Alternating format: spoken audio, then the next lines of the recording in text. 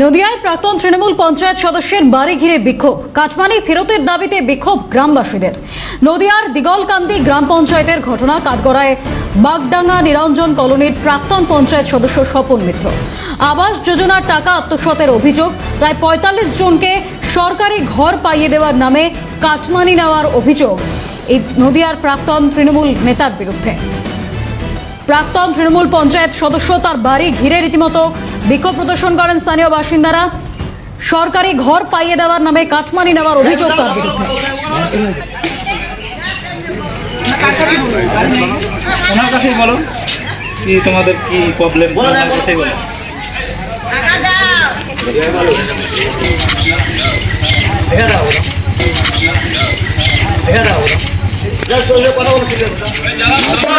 वंदे मातरम, भारत माता की, भारत माता की।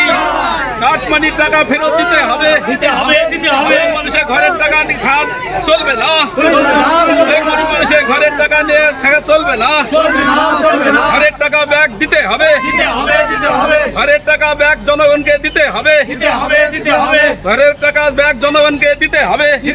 ঘরে ছবি করতে এসছে লঙ্কা পরে আগে ঘরের ছবি করি।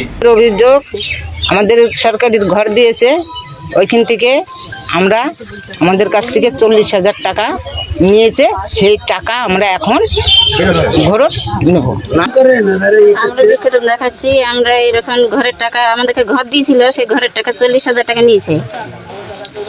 কে নিয়েছে টাকা? স্বপন মিত্র। এখন কি চান? আমরা টাকাটা ফেরত চাই। আমরা ঘরের জন্য টাকা নিয়েছে, সেই টাকা ফেরত চাই। যে ঘর দিয়েছিল তার ধরনের ২০,০০০ টাকা নিয়েছে। কে নিয়েছে টাকা? স্বপন মিত্র। কি চান এখন? এখন টাকা আমরা ফেরত চাই, সাধারণ গরিব মানুষ। তবেই দিবে, সত্যি কথা। আমি যেটুকু আমি জানি না। আর যে কে বললো যে আমি কারো বাড়ি, কে বললো যে আমি যে কারো বাড়ি গেছি, কেউ বলতে পারবে আমি কারো বাড়ির জন্য গেছি? সেই লোকটা আমি কোনো বাড়ি কেউ বলতে পারবো না। আমি সেসব জানি না।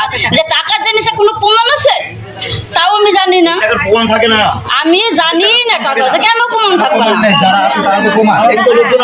আর তো ফাঁসানোর জন্য অনেক কিছু বলতে পারে। ২০১১ সাল থেকে এই মেম্বার জনসাধারণের কাছ থেকে, ওরা গরিব মানুষের কাছ থেকে ঘর দেওয়ার নাম করে পার হেড প্রতি ৩০,০০০, ২৫,০০০, ৪০,০০০ এবং এ যাবৎকাল ২০২১-২৬-২৬-২৬-২৬ যে ঘর এসেছিল সেই টাকাটাও ৩০,০০০, ১০,০০০ করে নিয়েছে। আমরা চাই এই জনসাধারণের টাকা, গরিব মানুষের টাকা এনারা যেন রিটার্ন পায়।